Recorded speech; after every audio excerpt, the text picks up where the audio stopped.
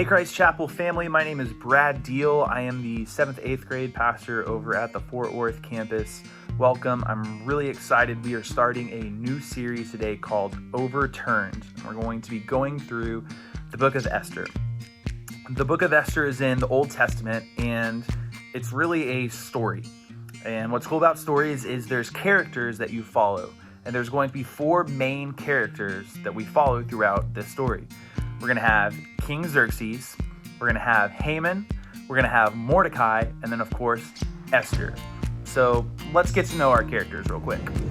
I'm Xerxes, and I like to party. Hello, my name is Haman. It is my goal to be #1 in the whole world. My name's Mordecai, and I'm raising her. Yeah! I'm Esther, and he's raising me. All right, so those are our main characters, and we're going to be following them on this journey as we go through the entire book of Esther over the next 4 weeks. So with every story, we're going to start at the beginning. So Nathan, can you go ahead and read for us from Esther Chapter 1, verses 1 through 9. Now, in the days of Ahasuerus, the Ahasuerus who reigned from India to Ethiopia over 127 provinces, in those days when King Ahasuerus sat on his royal throne in Susa, the citadel, in the 3rd year of his reign, he gave a feast for all his officials and servants. The army of Persia and Media and the nobles and governors of the provinces were before him, while he showed the riches of his royal glory and the splendor and pomp of his greatness for many days, 180 days. And when these days were completed, the king gave for all the people present in Susa the citadel, both great and small, a feast lasting for 7 days in the court of the garden of the king's palace. There were white cotton curtains and violet hangings fastened with cords of fine linen and purple to silver rods and marble pillars, and also couches of gold and silver on a mosaic pavement of porphyry, marble, mother of pearl, and other precious stones. Drinks were served in golden vessels, vessels of different kinds, and the royal wine was lavished according to the bounty of the king. And drinking was according to this edict: there is no compulsion. For the king had given orders to all the staff of his palace to do as each man desired. Queen Vashti also gave a feast, but for the women in the palace that belonged to King Ahasuerus. Thanks, Nathan. So we got introduced to our first character, King Ahasuerus. Now, that's not his actual name. His actual name is King Xerxes. But see, in this story written by the Jews, they called him King Ahasuerus, which literally translates to King Headache. And this guy's throwing this huge party, super arrogant, super pompous. In fact, it probably looks something like this.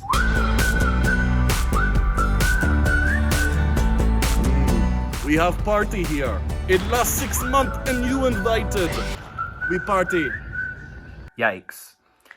So, as you can see, this is a worldly kingdom. They are not following God. These are the Persians. They don't follow the Jewish God, and really their God is Xerxes. He thinks of himself as a god, super full of himself, and just wants to party, rage, and show off all of his riches and splendor and power. And that's kind of how the story starts, with a big party. In fact, there's parties throughout this entire book. Literally every chapter has a party. It's pretty wild. So we're going to keep moving now. This party's lasted 6 months, right? So we're going to read now in Esther chapter 1, verses 10 through 12. On the 7th day, when the heart of the king was merry with wine, he commanded Mehuman, Biztha, Harbona, Bigtha, and Abagtha, Zethar, and Carcass, the 7 eunuchs who served in the presence of King Ahasuerus, to bring Queen Vashti before the king with her royal crown, in order to show to the peoples and the princes her beauty, for she was lovely to look at. But Queen Vashti refused to come at the king's command and delivered by the eunuchs. At this the king became enraged, and his anger burned within him. All right, so we have this party. We've got this king, Xerxes, who we know is super arrogant, full of himself, and he's now calling for his queen, Queen Vashti. And the way he calls for her is not a nice way. It's not kind. It's not loving. He is calling out of selfish desires, basically to show off his queen to all of his buddies that had been partying with him for the past 6 months. It probably looks something like this. Vashti, my love, I want to trend on TikTok. Come, do renegade for me and my friends. So he calls for her in this way, and surprisingly, she says no. She doesn't go. And this ticks him off. He gets super mad and basically just decides, I'm done with her. I don't want to have anything to do with her. I'm going to look for a new queen. And so he starts this arrogant, selfish search for a beautiful woman in the kingdom that can be his next queen. So, Bruce, why don't you read Esther chapter 2, verses 5 through 11. Now there was a Jew in Susa, the citadel, whose name was Mordecai, the son of Jair, son of Shimei, son of Kish, a Benjamite, who had been carried away from Jerusalem among the captives, carried away Jeconiah, king of Judah, whom Nebuchadnezzar, king of Babylon, had carried away. He was bringing up Hadassah, that is Esther, the daughter of his uncle, for she had neither father nor mother. The young woman had a beautiful figure and was lovely to look at. And when her father and mother died, Mordecai took her as his own daughter. So when the king's order and his edict were proclaimed, and when many young women were gathered in Susa the citadel in custody of Haggai, Esther was also taken into the king's palace and put in custody of Haggai, who had charge of the women. And the young woman pleased him and won his favor. And he quickly provided her with her cosmetics and her portion of food, and with 7 chosen young women from the king's palace, and advanced her and her young women to the best place in the harem.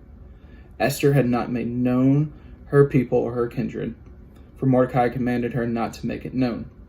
And every day Mordecai walked in front of the court of the harem to learn how Esther was and what was happening to her. So we meet a couple more characters now. We've got Mordecai and Esther. So Mordecai and Esther are Jews living in Persia at this time.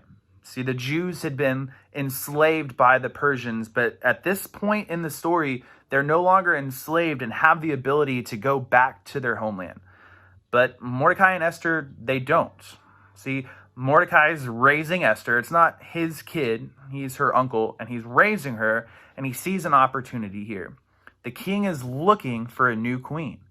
And so he tells Esther, Esther, this is your moment. Go try and win the favor of the king. It might have looked something like this. So, the king is looking for a new wife, and you're gonna go for it. But don't tell him your Jewish heritage, okay? Okay, I'll go for it. And I won't let him know I'm Jewish. So you might have noticed there, Mordecai said something important. For Esther to conceal her identity, not to let anyone know that she was Jewish. You see, the Jewish people were God's chosen people. And Mordecai and Esther, these Jewish chosen people, are fully assimilated into this Persian culture. There's nobody that would look at them and say, oh, that person is Jewish, or oh, that person follows the God of the Jews. They're fully ingrained. Nobody can tell the difference. And Mordecai tells her to keep it that way. So what now? All right, let's look in Esther chapter 2, verses 15 through 18. When the time came for Esther, the daughter of Abihail, the uncle of Mordecai, who had taken her as his own daughter, to go into the king, she asked for nothing except for what Haggai, the king's eunuch, who had charge of the women, advised. Now Esther was winning favor in the eyes of all who saw her.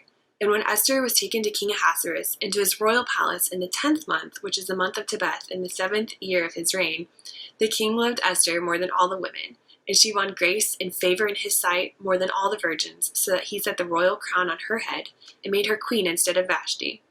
Then the king gave a great feast for all of his officials and servants. It was Esther's feast. He also granted a remission of taxes to the provinces and gave gifts with royal generosity. All right, so we're moving along in the story, and Esther has found favor with the king. She was beautiful. People really liked her.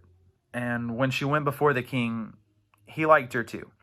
And so this is going to set Esther up to become the queen of Persia. At the end of this chapter, though, there's something else happens that's really important. There's some people that get kind of mad at Xerxes, and they come up with this plot to try and kill him. And Mordecai, the Jew, finds out about it and decides to do something about it. He knows that Esther has found favor with the king, and so he uses that, and he goes and he tells Esther, Esther, these guys are trying to kill the king. You have to go warn him. So Esther takes that news, goes to the king, and tells him, and the king has the guys trying to kill him hanged. It's taken care of. And what happens at the end is Mordecai's good deed is written down in this book, and it's important because it's going to come back later. This whole scene might have looked something like this. Esther! These guys are gonna try to kill the king! You have to warn him! Oh, yeah! King Xerxes, my uncle Mordecai told me that these guys are gonna try to kill you. What? They want me dead? Hang them! So this takes us through chapters 1 and 2 of the book of Esther. We got to meet Xerxes, the arrogant king, Esther and Mordecai, Jews living in the Persian culture. And I think there are some things that we can look at and apply to our lives. The first one is this. Esther and Mordecai were Jews, God's chosen people living in Persia, but they concealed it. They looked no different from the world around them. As Christians, God's chosen people, do we look different from the world around us? Romans 12:2 says, do not be conformed to this world, but be transformed by the renewal of your mind, that by testing you may discern what is the will of God, what is good and acceptable and perfect. 1 Peter 2:9, but you are a chosen race, a royal priesthood, a holy nation, a people for his own possession, that you may proclaim the excellencies of him who called you out of darkness into marvelous light. Guys, we are different. As Christians, we are to live in the world, but not of it. You see, we're seeking after a different kingdom, not the worldly kingdom, but the heavenly kingdom with a different king. If there was an app that we had on our phone and it tracked where all of our time, energy, affection, attention, focus went during the day, which kingdom would come out on top? The worldly kingdom or the heavenly kingdom? And if it's not the heavenly kingdom, how do we look different? How do we show others that we aren't the same as the rest of the world? John 13, verses 34 through 36 says this, a new commandment I give to you, that you love one another. Just as I have loved you, you also are to love one another. By this, all people will know that you are my disciples, if you have love for one another. 3 times it says it in there. Love one another. And guys, that is a great place to start. Right now, this world is needing some love. And Jesus said, they will know you are my disciples, my people, because of how you love one another. So who can you show love to in your world right now? Who's that person that you need to reach out to check on, to maybe tell this story to? And then there's one thing that stuck out at the beginning of the story. Xerxes, this king of this worldly kingdom, calls for his bride, Vashti. And when he calls for her, it's not a loving call. It's self-serving.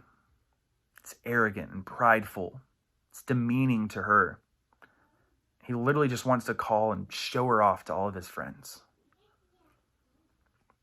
Jesus calls for his bride as well. And it completely overturns what this king does. You see, when Christ calls his bride, the church, he invites her out of love, mercy, grace, humility. Not because of anything we've done, but solely because of who we are. Jesus loves us so much that he came down, died, and was buried and rose again to have that relationship with his bride in his heavenly kingdom, the church. So he's inviting you.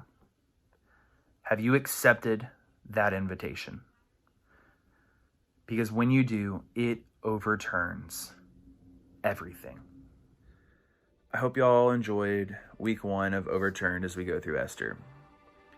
I don't want this talk to end, though, without acknowledging where our world is at right now. There's a lot of hurt and a lot of pain, and I want to be clear on where Christ Chapel stands. Here at Christ Chapel, we stand opposed to all forms of evil, including racism, injustice, and violence. Christ Chapel, we stand with our brothers and sisters in Christ, affected by racism, whether they attend our church or not. We will continue to step into areas of racial reconciliation through organic relationships and coordinated service. And we will continue to support those fighting for justice. This world is hurting right now.